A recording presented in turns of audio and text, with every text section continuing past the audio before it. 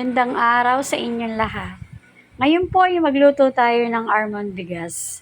Ang ating pangunahing sangkap: giniling, itlog, garlic powder, kinchay, sibuyas, luya, bawang, betching, beef cubes, harina, miswa.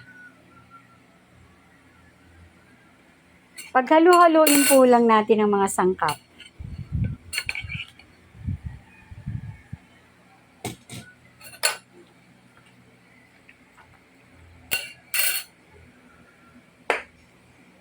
Lagay natin ang itlog. Batihin muna po natin.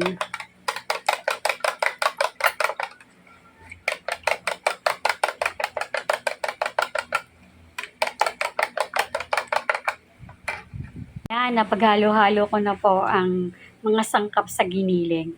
Tara, samahan niyo ako magluto. Mainit na mantika, lagyan na natin ng luya.